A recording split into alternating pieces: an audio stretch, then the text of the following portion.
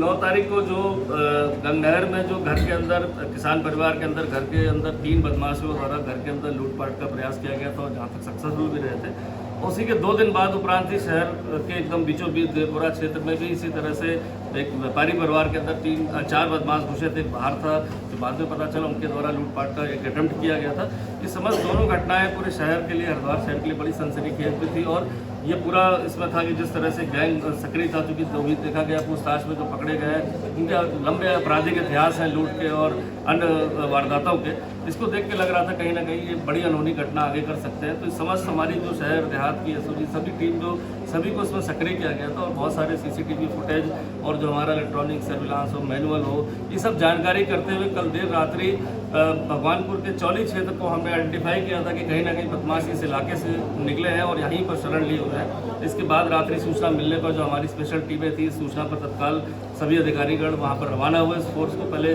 चारों तरफ से इस एरिया को कॉम्बिंग की गई, चूँकि वो सहारनपुर से लगे एरिया थे, कहीं ऐसा ना हो कि बदमाश वहाँ से निकल कर गैर प्रांत निकल जाए, वहाँ पर उनको पकड़ना मुश्किल हो। और कल देर रात्रि जब उनको एक घर में आइडेंटिफाई किया गया था और पुलिस की जब ये हलचल देखी तो उसके द्वारा 2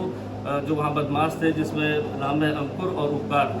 ये निकल के वहाँ के आम के बगीचे वहाँ पर पहुँचे। जब वहाँ पहले से पूर्व से घेराबंदी थी, एक उसमें जो ललकारने को क्रॉस फायरिंग हुई थी जिसमें अंकुर और उपकार को गोली लगी, जिसको तत्काल वहाँ से रुड़की अस्पताल शिफ्ट किया गया। बाकी जानकारी पता चला कि उसमें वहाँ से 3 से 4 लोग भागे वहाँ से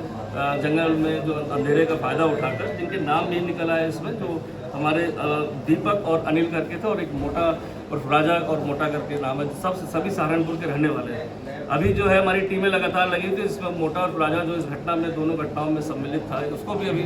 गिरफ्तार कर लिया गया है। एक व्यक्ति और पकड़ा गया जो भगवानपुर क्षेत्र में निवासरत था 9 महीने से और एक फैक्ट्री में बीच बीच में काम कर रहा था, उसका नाम है विनय। उसके द्वारा ही इन लोगों को जान पहचान थी, रामपुर मनिहारन के रहने वाले, कुतुब शेख थाना में भी दूसरा अभियुक्त रहता है। ये एक दूसरे को जानते थे और दौरान जब जेल में भी रहे तो भी वहाँ पर आपस में अभियुक्तों की पहचान हो गई थी। इसने अपने यहाँ पर कि किराया वो पे करते रहेंगे, जब भी वो यहाँ आना चाहें तो यहाँ रुक सकते हैं और इस दौरान जब यहाँ आते थे तो रुक कर वारदात करते थे, वारदात के बाद वो यहाँ से निकल जाते थे। अभी भी जो उनकी प्लानिंग थी, 5 लोग इसमें इकट्ठा हो गए थे और एक नई प्लानिंग के तहत उनके द्वारा वारदात की जानी थी देहात क्षेत्र में और समय रहते ही सारी जो सूचना संकलन हुआ इस पर 2 लोग की कल रात 307 फायरिंग के बाद मुठभेड़ के बाद गिरफ्तारी हुई। एक अभी राजा उर्फ मोटा करके जिसकी गिरफ्तारी की गई है, साथ ही साथ विनय जिसने आश्रय दिया था उसकी भी गिरफ्तारी की गई है। इसमें दीपक और अनिल अभी फरार है, जिसके लिए हमारी टीम सहारनपुर पुलिस से लगातार समन्वय में है, क्योंकि इन पे सब पे दर्जनों आपराधिक मुकदमे हैं जो भी आपको शेयर कर दिए जाएंगे। और इसमें समस्त टीम को मैं 25,000 रुपये का जो हमारी टीम ने काम किया उसको मैं नगद इनाम दे रहा हूँ। साथ ही साथ जो हमारे अच्छे नागरिक थे जिन्होंने हमें सहयोग दिया, जिन्होंने हमें एक बड़ी घटना बचाने से जो सहयोग किया, उनको भी मैं सम्मानित करने के लिए यहाँ पुलिस ऑफिसर बुलाया, जिनको भी हमें सम्मान किया जाएगा हमारी टीम की तरफ से। ये एक सबके ऊपर आपराधिक मुकदमे दर्ज थे, आपराधिक इतिहास में हरिद्वार में कितनी वारदातों को अंजाम दिया सर? इतना अनाड़ीपन से क्यों काम कर रहे थे? रैंडमली कहीं भी पूछ जाते थे? हाँ, देखिए ये अनाड़ीपन नहीं, जब आदमी के 10-10, 8-8 मुकदमे होंगे तो वो एक कॉन्फिडेंस होता है, उनको पता है कि अगर मैं पहले रेकी करूँगा, पहले वहाँ जाऊँगा तो हो सकता है कि मैं कोई डिजिटल फुटप्रिंट से कोई ऐसी चीज़ छोड़ के चला जाऊँ, या तो इसलिए रैंडम उतर के एक टूरिस्ट के आने के शहर में तो घूम रहे थे, चूँकि जो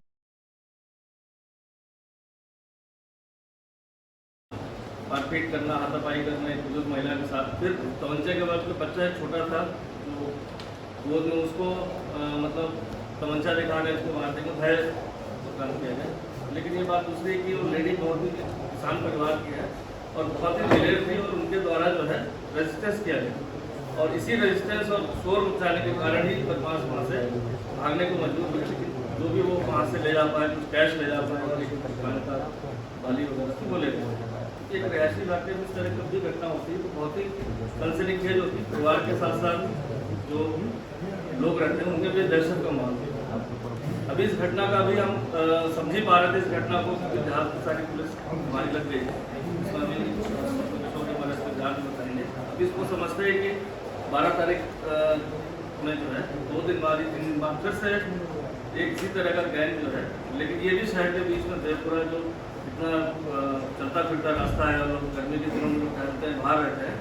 वैसे ही घर खुला हुआ था, व्यापारी हमारे बंधु हैं उनके घर के अंदर घुस गए थे और वहाँ भी एक बुजुर्ग लेडी थी जिनको ही अटैक किया गया सबसे पहले, उनको वरपार करके गन दिखाकर लूट का प्रयास किया गया। यहाँ एक बहुत ही अच्छी बात थी कि हमारे आ रखे बुलाया था तो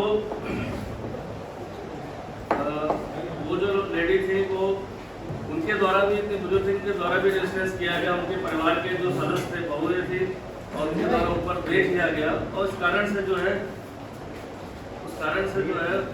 जो उन्होंने अपना दरवाजा बंद कर लिया, जबकि ये बदमाश अंदर घुस चुके थे 4।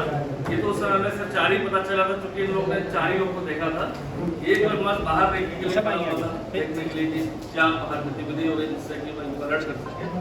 और वो अपनी बालकनी में जाकर उन्होंने शोर मचाया। शोर मचाने के बाद आसपास के लोग को, जो उनके पड़ोसी थे, शायद नहीं समझ पाए, या किन्हीं कारणों से जब हथियारबंद आदमी देखता है थोड़ा सा अपनी जान की भी सबको परवाह रहती है। लेकिन वहीं से गुजर रहे 3 लोग जो उस परिवार को नहीं जानते थे, ना ही वहाँ उनका कोई आना जाना था, तो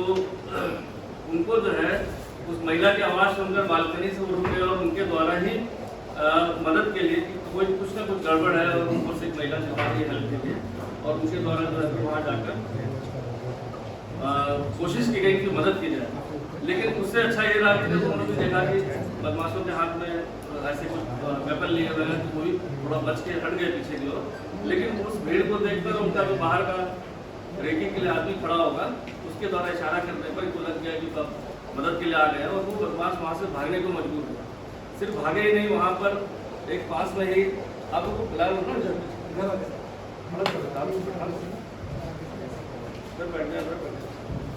तो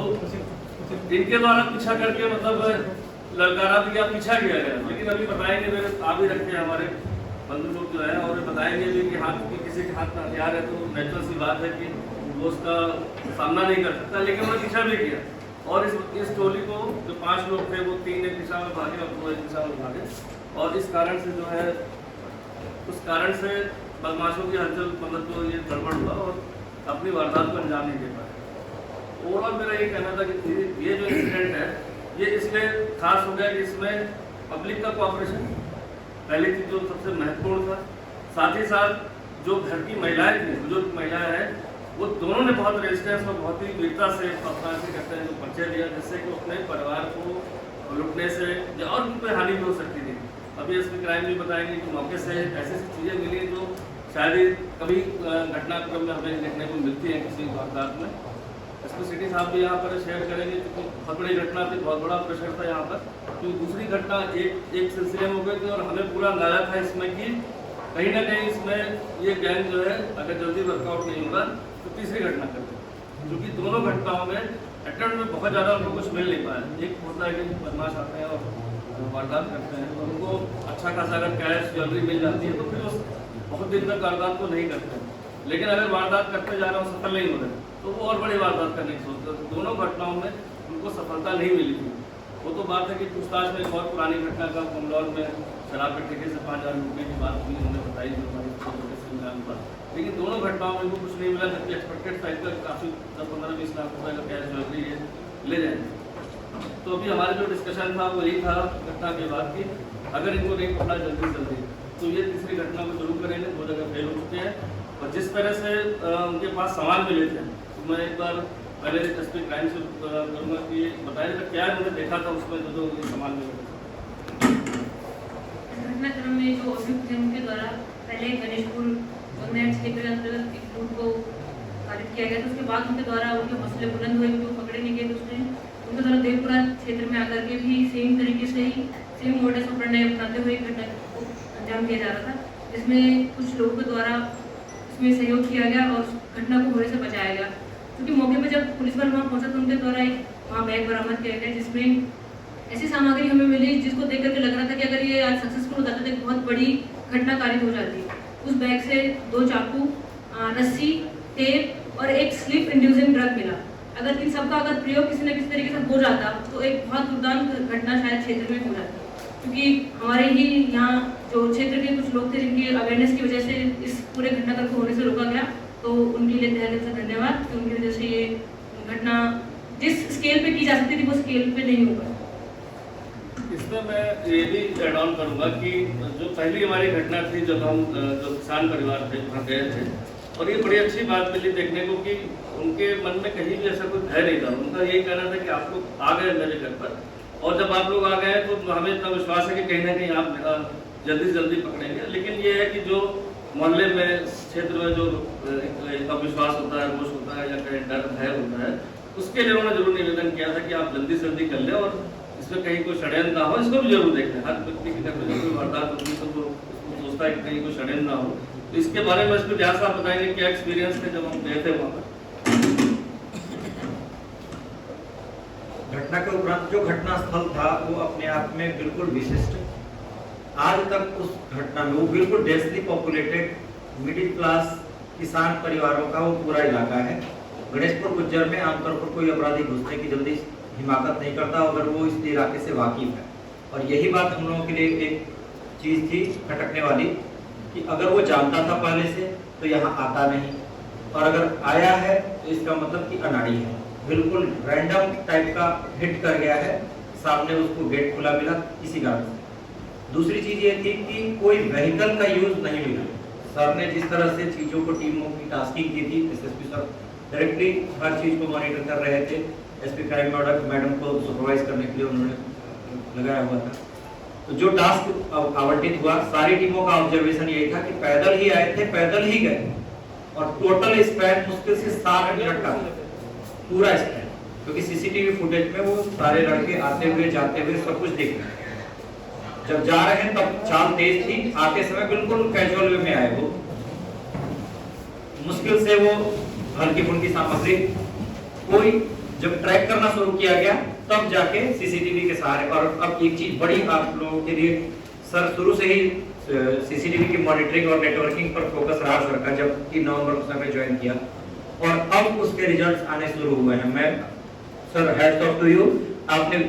पहले से ही प्रीएम्प्ट कर लिया था, विजुअलाइज कर लिया था। इस पूरी घटना के, इस पूरे गिरोह के खुलासे में जो सबसे महत्वपूर्ण कड़ी रही वो सीसीटीवी रही, उसी को बैक ट्रैकिंग करके लगातार, और मेरा अपना अनुमान है केवल देहात क्षेत्र में लगभग 250 से अधिक कैमरे तलाशे गए हैं, सीसीटीवी कैमरों की फुटेज, और वो फुटेज इतने डीपली जाके उसका एनालिसिस किया गया है कि सड़क के दूसरी तरफ गाड़ियों के बीच से गुजरते हुए जो चेहरे हैं और उनके जो कपड़े हैं उनको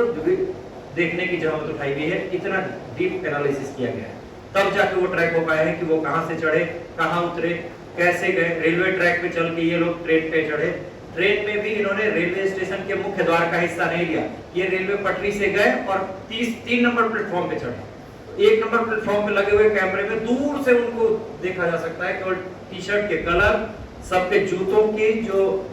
ब्लैक स्पोर्ट्स शू और उसमें नीचे व्हाइट कलर की पट्टी है उससे चिन्हित किया जा सकता है।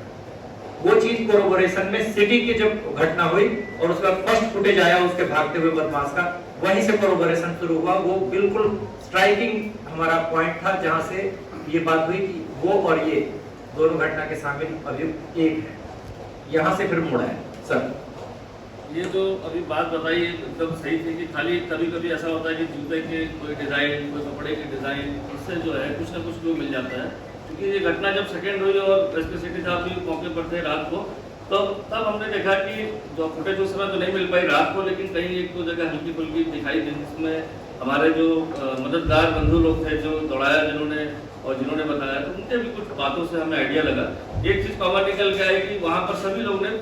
मास्क लगा रखा था, जो सर्जिकल मास्क होता है उस पर, और उस कारण से उनकी कोई पहचान नहीं हो पाती। लेकिन कुछ कपड़े के आदमी कपड़े चेंज कर लेता है लेकिन वो जूते चेंज नहीं करता। नेचुरली अगर उसका स्पोर्ट्स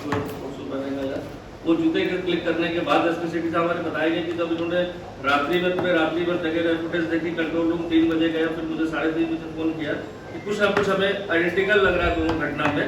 तो हमारी लगा कि एक उम्मीद जगी कि हमें कुछ फुटेज वहाँ मिली है, कुछ यहाँ मिलेंगे, कहीं ना कहीं हम उसे ट्रैक जोड़कर कर सकते हैं, क्योंकि वहाँ तो हमें 3 ही लोग मिले थे और यहाँ 5 लोग हैं। तो ये बता सकते हैं कि किस तरह से इन्होंने पूरी रात रख के और अगले 1 दिन 1.5 दिन तक जो यहाँ पर वर्कआउट करने में मदद मिली, इस बारे में थोड़ा सा बताएं।